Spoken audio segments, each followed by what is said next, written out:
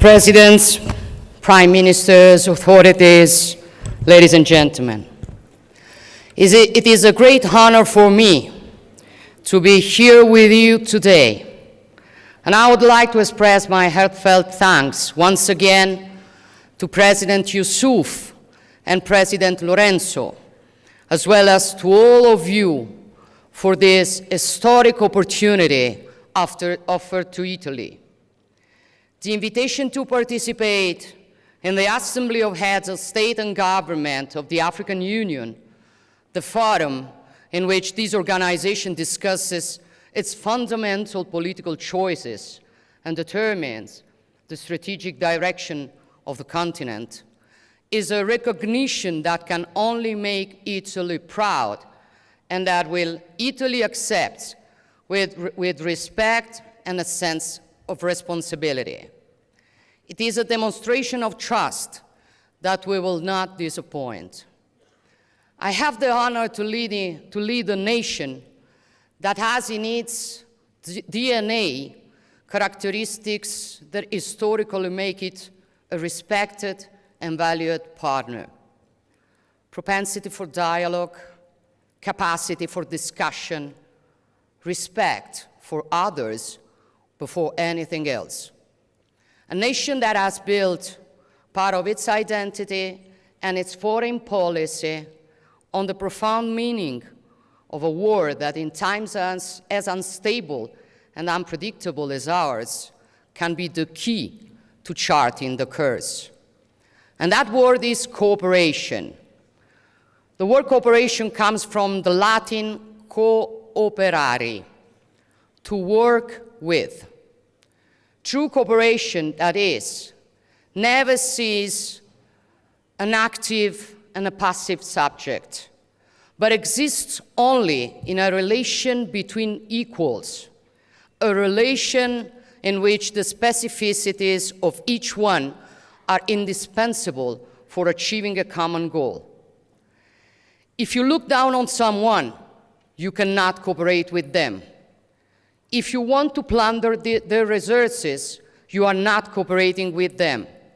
Even if you just want to give charity, you cannot call it cooperation, for cooperation is another thing. And what Italy wants to do is to cooperate. Yesterday,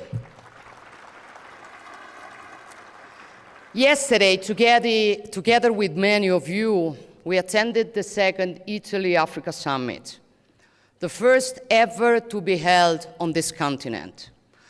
I would like to thank the Ethiopian Prime Minister, my friend Abiy Ahmed, and the leaders of the African Union for their hospitality and cooperation in organizing the event. In that context, we discussed what we can do to further strengthen and consolidate one of the most concrete outcomes of this idea of cooperation, which is the Mattei Plan for Africa. The investment plan that Italy has implemented in various nations of the continent in areas ranging from infrastructure to agriculture, from health to training.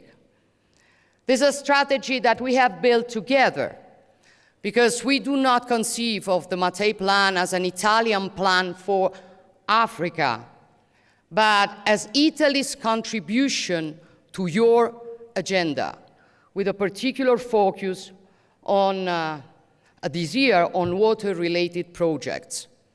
It is an open platform for putting our know-how, our technologies, our investments at the service of the objectives that the African Union has set out in Agenda 2063, starting with the creation of a continental free trade area that is integrated and prosperous. This is an ambitious goal which we will support and which will require efficient, secure, and fast economic interconnections in order to be achieved. Like the Lobito Corridor, the railway and infrastructure backbone that will connect African markets to global ones and bring people, ideas, and economies closer together. A strategic project that sees Italy at the forefront together with the United States and the European Union. In short, The Mattei Plan is a comprehensive strategy that generates concrete benefits for our peoples and aims to continually expand its scope, relying on the irreplaceable contribution of major United Nations agencies, and I want to thank the Secretary General Antonio Guterres, but also the World Bank, the African Development Bank, and many other partners who increasingly share our vision. 2 years ago in Rome, we set out the course together. And in recent years, we have followed it with consistency and determination, adding a new piece to the mosaic each time and bringing new nations on board every year. We have done so on many fronts, starting with what I consider to be crucial for building a true free Africa capable of determining its own destiny, addressing the issue of debt.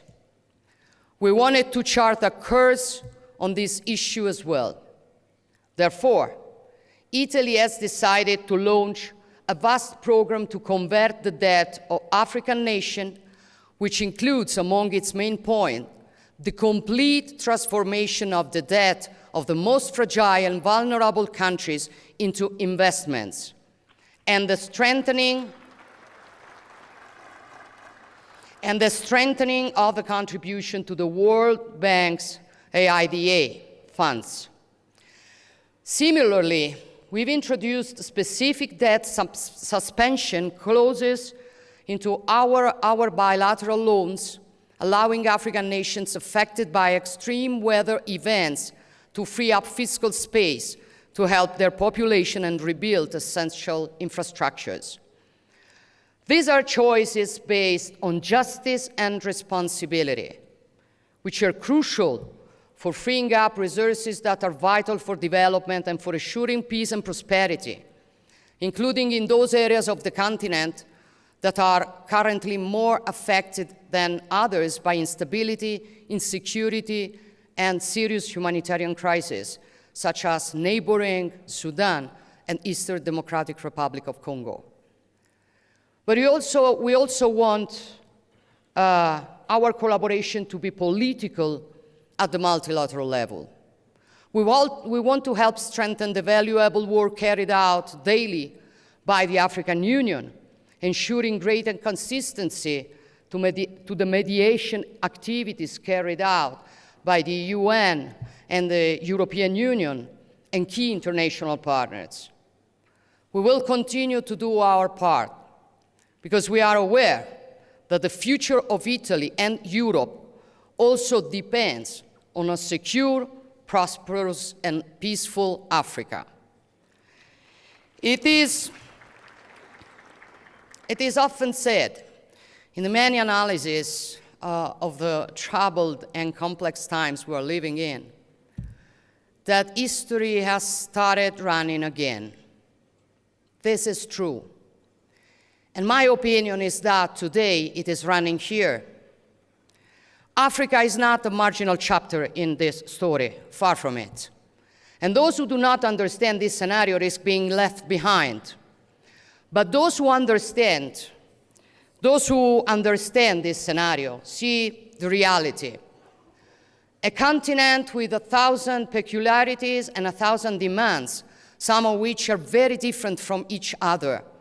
A continent rich in resources, raw materials, and arable land, which can count on a decisive force in the age of knowledge, which is human capital. This is why Italy has focused much of its energy on training projects for young people, including in the field of artificial intelligence. In short, our point of view is that Italy and Europe cannot think about the future without taking Africa into proper consideration, because our future also depends on yours. Aware of this, Italy intends to continue to be a privileged bridge between Europe and Africa, making available the strength of its institutions, its great tradition of dialogue, and the expertise of its companies.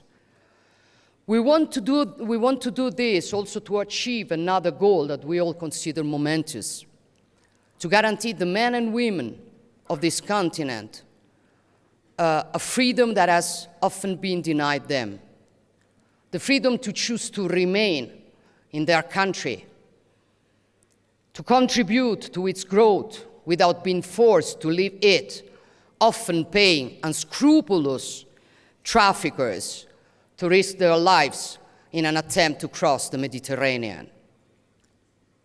Those who believe that migration is necessary and indispensable are in fact acting selfishly. If young people leave their land and their people in pursuit of the promise of a better life, what will become of the history, culture, and existence of the country they have abandoned?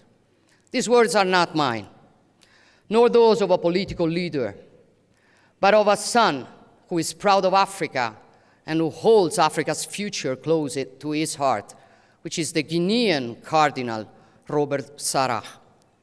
Clearly,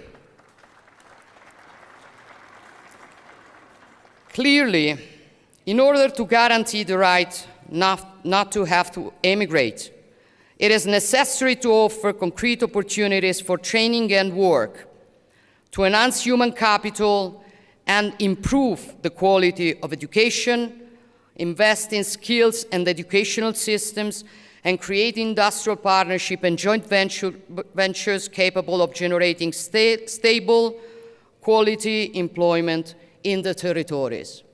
This is our mission, which is being put into practice in the many initiatives that Italy is promoting, including together with the African Union. And what I would like to see today is, in this solemn place dedicated to another great son of a free and proud Africa, Nelson Mandela, is a great alliance between us to put training, research, university, and innovation at the center of our common commitment. An alliance aimed not at taking away talent, but at multiplying it and building a model of development that respects people and values different identities. Presidents, prime ministers, dear friends, Pliny the Elder, one of the most famous historians of ancient Rome, said that something new always arises from Africa. So my wish for each of us is that something new may truly arise from today's meeting, something that no one expects or that many considered impossible. For impossible is usually the word that people without courage use. Something capable of astonishing the world and suddenly making everything we have seen so far seem trivial. I thank you all.